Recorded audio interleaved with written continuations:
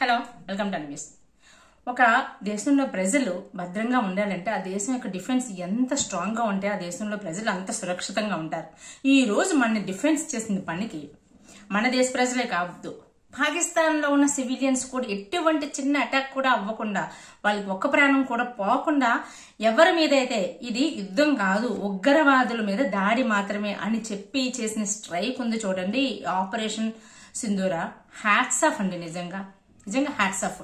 అది కూడా ఇంకొకటి ఏంటంటే చెప్పి చేశారు నరేంద్ర మోడీ గారు. ఆ రోజు బీహార్లోని పహల్గామ్ ఇన్సిడెంట్ అయిన తర్వాత ఆ రోజు మీటింగ్ లో ఏం చెప్పారు?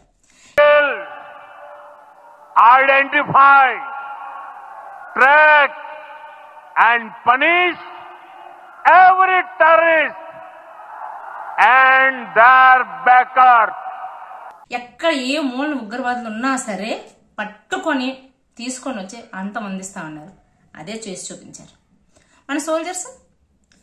అటాక్ చేస్తా ఉండడానికి పావు గంట ముందు కూడా అఫీషియల్ గా ట్వీట్ పెట్టారు, వీడియో రిలీజ్ చేశారు, ready to strike, train to win అని, మేము గెలవడానికే ఉన్నామని చెప్పి అలాగే చేసి చూపించారు. మన పాకిస్తాన్ ఇప్పటికీ కూడా యాక్సెప్ట్ చేయట్లేదు జరిగిన తప్పుని, ఇప్పటికీ కూడా మేకపోతు గాంభీర్యమే ప్రదర్శిస్తుంది. అంతవరకు ఎందుకు? ఇండస్ వాటర్ ఉంది, నది ఇండస్ వాటర్ అగ్రిమెంట్ అయ్యింది మనకి. ఆ టైంలో ఇండస్ వాటర్ అగ్రిమెంట్ అయినప్పుడు నెహ్రూ గారు ఆ టైంలో అక్కడి నుంచి పైనుంచి వాటర్ని కింద పాకిస్తాన్కి వదిలేయాలి. ఆ అగ్రిమెంట్లో మనకేంటి, పైన డ్యామ్స్ అయి కట్టకూడదు, కానీ ఆ వాటర్ నుంచి మనం ఎలక్ట్రిసిటీని ఇంప్రూవ్మెంట్ చేసుకోవచ్చు. సో దానికి సంబంధించినవి ఏదైనా మనం చేయొచ్చు తప్ప వాటర్ని ఉంచొద్దు, వదిలేయాలి. సో ఇది దాని తర్వాత ఎన్ని ఇన్సిడెంట్స్ వచ్చినా సరే సో దానికి ఇంకా అలాగే దానికి కట్టుబడి ఉన్నాం. అయితే అక్కడ ఏమవుతుంది, వాటర్ కింద బురద ఎక్కువగా చేరిపోవడం వల్ల అక్కడ వాటర్ ఎక్కువగా మనకి స్టాక్ అవ్వట్లేదు. దాని తర్వాత ఎలక్ట్రిసిటీ జనరేట్ చేయడానికి, దాన్ని ఉత్పత్తి చేయడానికి మనకు అవకాశం చాలా తగ్గిపోతుంది అన్నమాట. దాని గురించి అని చెప్పి పాకిస్తాన్ గవర్నమెంట్ తోని ఎన్నోసార్లు ఈ డిస్కషన్ అయ్యింది. ఏంటంటే ఒకసారి మేము ఆ వాటర్లో ఉన్న బురదను తీసేస్తాము, సో దానికి మీరు యాక్సెప్ట్ చేయండి, దానివల్ల కొంచెం ఆపాల్సి వస్తుందో లేకపోతే కంట్రోల్ చేస్తుందో ఏదో అని చెప్తే వాళ్ళు ససేమిరి అన్నారు. ససేమిరి అంటే ససేమిరి అసలు ఒప్పుకోలేదు. ఎందుకంటే ఒకవేళ అక్కడ కింద ఉన్న బురద అంతా తీసేసాం అనుకోండి, మనకి పైన వాటర్ ఎక్కువ ఉండిపోతుంది కదా. సో వాటర్ మనకి ఎక్కువ ఎందుకు ఉండిపోవాలి అన్న కుళ్ళుతోని దాన్ని యాక్సెప్ట్ చేయలేదు. ఇప్పుడు ఆఖరికి ఈ రోజు ఏమైంది, వాళ్ళు చేసిన ఆ పహల్గామ్ ఇన్సిడెంట్ తర్వాత మొత్తం వాటర్ బంద్ చేస్తారు. నిన్న నరేంద్ర మోడీ గారు ఏమని అనౌన్స్ చేశారు? సో ఇది ఇంకొక పొలిటీషియన్ అయితే దీనివల్ల వచ్చే రిజల్ట్ ఏంటి, దాని తర్వాత ఏమవుతుంది, ఇన్ని 100 ఆలోచిస్తారు. కానీ కొన్ని నరేంద్ర మోడీ గారు తీసుకునే స్టెప్స్ మాత్రం అసలు ఎటువంటి ప్రైమ్ మినిస్టర్ కూడా తీసుకోరేమో అనిపిస్తుంది నాకు కొన్ని. సో ఇప్పుడు ఇండస్ వాటర్ కూడా మన దేశ వాటర్ వేరే దేశానికి ఎందుకు వెళ్ళాలి, అసలు లేదు, బంద్ చేస్తాం అంతే. సో ఈ వాటర్ తోని మనమే వాడుకుందాం. మన స్టేట్స్ అంటే అంతర్రాష్ట్రాల మధ్యలోని మనకే వాటర్ గురించి ఎన్నో ప్రాబ్లమ్స్ ఉన్నాయి, అవన్నీ సాల్వ్ చేసుకోవచ్చు. ఇంకా వాటర్ వదిలేదే లేదు, మన వాటర్ మనమే వాడుకుందాం అని చెప్పి ఇప్పుడు దాని నుంచి థర్మల్ అంటే పవర్ ప్లాంట్స్ జనరేట్ చేస్తారు, ఇంకా ఎంత పవర్ జనరేట్ చేస్తారు, లేదంటే మిగతా వాటిని మనం ఎలా వాడుకుంటాం అనేది ఉంది. సో అది అఫీషియల్గా ఆయన ప్రస్తుతానికైతే అనౌన్స్ చేశారు. తర్వాత విషయం తర్వాత. ఎంతకాలం అని దేని గురించి అన్న ఊరుకుంటామండి, ఎంతకాలం? ఇప్పుడు నిన్న జరిగిన 9 స్థావరాలు ఇన్సిడెంట్, ఇవి నిన్న ఒక్క రోజుదే కాదు, ఎక్కడెక్కడ ఎంతమంది ఉగ్రవాదులు ఉన్నారు అని చెప్పేసి క్లియర్ కట్ ఇన్ఫర్మేషన్ తోనే దాడి చేశారు. ఇలా అలా కాదు, 100% యాక్యురసీతో. అంటే మనం అంటే ఒక్క ఇంటి మీద దాడి చేయాలనుకుంటే ఆ ఇంటి బెడ్రూమ్ లో తగలంటే ఆ ఇంటి బెడ్రూమ్ లోనే తగులుతుంది, అంత యాక్యురసీతో దాడి చేశారు. ఎటువంటి సివిలియన్ ఎటువంటి ప్రమాదం అవ్వకుండా. సో ఈ వీళ్ళు ఏంటంటే వీళ్ళకున్న చరిత్ర వింటే 9 స్థావరాల నుంచి ట్రైన్డ్ అయిన ఉగ్రవాదులు కానీ వాళ్ళు మన ఇండియా మీద చేసిన దాడులు కానీ అన్ని కావు. 2001లోని పార్లమెంట్ పై అటాక్ అయిందా, అప్పుడు 9 మంది మరణించారు, సెక్యూరిటీ గార్డ్ వాళ్ళు చనిపోయారు కదా. దాని తర్వాత 2002లోని అక్షరధామ్లో అటాక్, అప్పుడు 31 మెంబర్స్. తర్వాత 2008లోని ముంబై, మనందరికీ తెలిసిందే, కసాబ్ ఉన్నాడు కదా. సో అప్పుడు ఎంతమంది మన వాళ్ళు ఎన్ని ప్రాణాలు అర్పించారు, అప్పుడు 164 మెంబర్స్. తర్వాత 2016లో ఉరి అటాక్, అప్పుడు 20 మెంబర్స్. 2019లోని పుల్వామా అటాక్ 40 మెంబర్స్. 2025 మన పహల్గామ్లో 26 మెంబర్స్. సో ఇవన్నీ కూడా ఈ 9 స్థావరాల నుంచి ట్రైన్డ్ అయ్యి వచ్చిన ఉగ్రవాదులే. సో కసబ్ కూడా ఇందులోనే వన్ ఆఫ్ ది సెంట్రల్లోనే ట్రైన్డ్ అయ్యి వచ్చాడు. సో టోటల్గా ఓవరాల్గా చూసుకుంటే ఇక్కడ ఈ ఉగ్రవాదుల దాడుల్లోని మన ఇండియన్ సిటిజన్స్ 350 మంది 350 మెంబర్స్ ప్రాణాలు కోల్పోతే 600 ఇండియన్ జవాన్స్ ప్రాణాలను త్యాగం చేశారు. ఇంక ఎంతకాలం ఊరుకోవాలి? అందుకని ఇప్పటికీ కూడా పాకిస్తాన్ సివిలియన్స్ కానీ పాకిస్తాన్ ఎవరైతే గవర్నమెంట్ మేము అంటే ఏమని చెప్తున్నారు, మేము మాకు తప్పనిసరి పరిస్థితుల్లోని తప్పనిసరి అంటే పాకిస్తాన్ రక్షణ శాఖ మంత్రి చెప్పారు కదా ఆసిఫ్, ఏమని చెప్పారు, మాకు తప్పనిసరి పరిస్థితుల్లో కొన్నాళ్ళు ఉగ్రవాదులతో కలిసి ప్రయాణం చేయాల్సి వచ్చింది, ఇప్పుడు మాకు అది లేదని చెప్పి. మేబీ మీరు అలాగే చేశారు, మా ఇప్పుడు ఉగ్రవాదుల్ని హతం అందించే ఛాన్స్ మీ చేతుల్లో లేదేమో. అసలు ఇండియన్ గవర్నమెంట్కి మీరు థ్యాంక్స్ చెప్పాలి.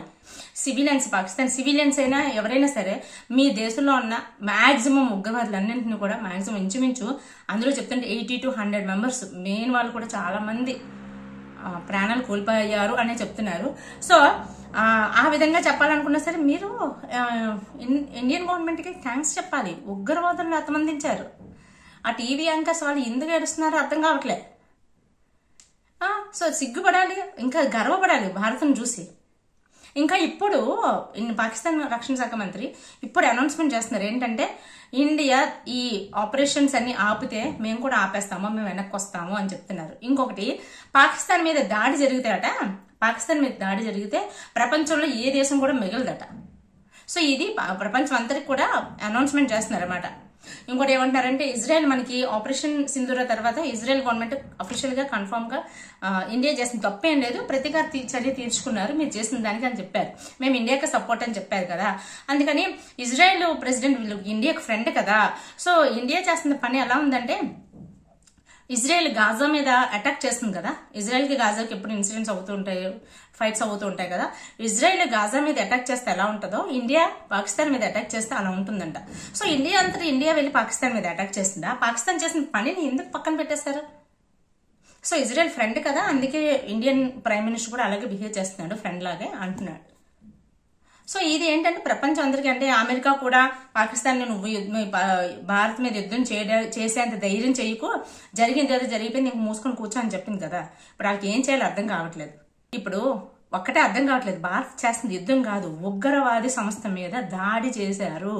ఉగ్రవాది సంస్థ మీద దాడి చేశారు. పాకిస్తాన్ ఇంచుమించు ఉగ్రవాద సంస్థ మీదే ఇంత యాక్యురస్తో దాడి చేసిన వాళ్ళు పాకిస్తాన్ మీద యుద్ధం చేయడం ఎంతసేపు మన వాళ్ళకి ఆ రాత్రికి రాత్రి ఎంతో మంది సివిలియన్స్ లేదు అంటే వాళ్ళ డిఫెన్స్ సొసైటీని కూడా ముట్టుకోలేదు. వాళ్ళ ఆర్మీ కానీ, నేవీ కానీ, ఎయిర్ ఫోర్స్ వాళ్ళు ఎవరిని, వాళ్ళ మిసైల్స్ కానీ ఏది అది తప్పు దాని కాబట్టి వాళ్ళని ఏం టచ్ చేయలేదు, కేవలం ఉగ్రవాదులను మాత్రమే టచ్ చేశారు. సో వీళ్ళకెందుకు ఉలికిపాటు? పాకిస్తాన్కి వాళ్ళ మీద ఎటువంటి అటాక్ చేయలేదు కదా, చెయ్యరు కూడా. ఫస్ట్ నుంచి భారత్ చెప్తుందంటే ఉగ్రవాదులు వదలము, ఉగ్రవాదుల మీద దాడి చేస్తాం, ఉగ్రవాదుల్ని వదిలే ప్రసక్తి లేదన్నారు, అదే చేశారు. దాడి కన్నా ముందు మనం ఒకటి చెప్పుకోవాలండి.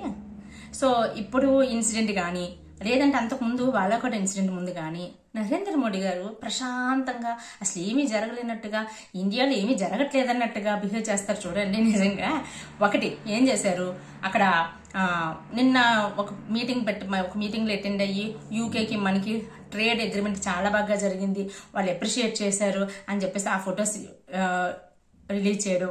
ఆ తర్వాత ఒకవేళ ఎటువంటి పాకిస్తాన్ మన మీద ఏమైనా అటాక్ చేస్తే మనకి మాక్ డ్రిల్స్ అవి ఉండాలి, డ్రిల్స్ ఉండాలి, అవన్నీ ప్రాక్టీస్ చెయ్యండి అని చెప్పేసి ఇవన్నీ కవరప్స్. ఎంత ప్రశాంతంగా అంటే అక్కడికి మనందరం కూడా ఎలా అనుకున్నాం అంటే, ఓహో రేపొద్దున ఏమైనా అట్రాక్ అవుతే ముందు జాగ్రత్త కోసం చేస్తున్నారనమాట అనుకున్నాం తప్ప ఏం చేశారండి అసలు? చిన్నదంటే చిన్న క్లూ కూడా బయటకు రాలేదు. వాళ్ళంతటా వాళ్ళు బయటకు అఫీషియల్ గా ఒక ప్రెస్ నోట్ రిలీజ్ చేసే వరకు ఏ విషయం కూడా బయటకు రాలేదు. హ్యాట్స్ ఆఫ్ నిజంగా. బాలాకోట్ ఇన్సిడెంట్ ముందు కూడా నరేంద్ర మోడీ గారు ఇంతే ప్రశాంతంగా కూర్చొని ఒక మీటింగ్ అటెండ్ అయిపోయి వెళ్ళిపోయారు. నెక్స్ట్ డే ఫటార్ తెలుసు కదా, ఎయిర్ ద్వారా అటాక్ అయింది కదా. సో అది ఎయిర్ స్ట్రైక్. ఇప్పుడు ఇక్కడ మనం చాలా ఇంపార్టెంట్ ఇష్యూ అండి ఒకటి మాట్లాడుకోవాలి. ఏంటంటే మనం రాజకీయ నాయకుల గురించి మాట్లాడుకుంటాం, బిజినెస్ మ్యాన్ గురించి మాట్లాడుకుంటాం, పెద్ద పెద్ద హీరోలకి పెద్ద పెద్ద క్రికెటర్స్కి మనం ఫ్యాన్స్ అవుతాం. కానీ రియల్ హీరోస్ గురించి ఎప్పుడు మాట్లాడుకుంటే ఆ టైంలో ఏదో మాట్లాడుకుంటుంటాం, లేకపోతే లేదు. సో అలాంటి రియల్ హీరోస్ గురించి మనం ఖచ్చితంగా ఈ రోజు మాట్లాడుకోవాలి, వాళ్ళకి హ్యాట్స్ ఆఫ్ చెప్పాలి. నేను మాక్సిమం వాళ్ళ ఫొటోస్ అయితే పెట్టడానికి ట్రై చేయను, మేబీ పెట్టొచ్చో పెట్టకూడదు, కనీసం వాళ్ళ పేర్లు తెలుసుకున్నా వాళ్ళ గ్రేట్నెస్ మనం యాక్సెప్ట్ చేయాలి, వాళ్ళకి సెల్యూట్ చెప్పి తీరాల్సిందే. సో అందులో ఎంతమంది పార్టిసిపేట్ చేశారు ఎవరెవరు పార్టిసిపేట్ చేశారు అనే దానికన్నా ముందు వాళ్ళని లీడ్ చేసి వాళ్ళ యాక్యురసీ వాళ్ళు ట్రైన్ చేపించి పంపించిన వాళ్ళు ఎవరు. సో వాళ్ళు ఎవరెవరు అంటే సిడిఎస్ జనరల్ అనిల్ చౌహాన్ గారు, ఆర్మీ చీఫ్ ఉపేంద్ర ద్వివేది గారు, నేవీ చీఫ్ దినేష్ కే త్రిపాఠి గారు, ఎయిర్ చీఫ్ అమర్ప్రీత్ సింగ్ గారు. వీళ్ళందరికీ సలాం. వీళ్ళతో పాటు మనం మార్నింగ్ ప్రెస్ మీట్ పెట్టినప్పుడు ఇద్దరు లేడీ ఆఫీసర్స్ ని కూడా చూస్తాం. ఒకరు ఆర్మీ కళ్ళని అయితే, ఇంకొకరు ఎయిర్ ఫోర్స్ కమాండర్. ఆర్మీ కళ్ళని పేరు Sofiya Qureshi, air force commander పేరు వ్యోమికా సింగ్. వీళ్ళందరికీ కూడా నా సెల్యూట్. నిజంగా మీరు చేసిన పనికి హ్యాట్స్ ఆఫ్. ఎంత చక్కగా చేశారు అంటే మనకి ఇండియన్ సివిలియన్స్ ఎంత ఇంపార్టెంటో పాకిస్తాన్ సివిలియన్స్ కూడా అంతే ఇంపార్టెంట్ అని ప్రూవ్ చేశారు. చూడండి, హ్యాట్స్ ఆఫ్. మేరే భారత్ మహాన్. సో ఈ వీడియో ఇక్కడితో క్లోజ్ చేస్తున్నాను. ఈ వీడియో మీకు నచ్చితే లైక్ చేసి షేర్ చేయండి. Take care, by by.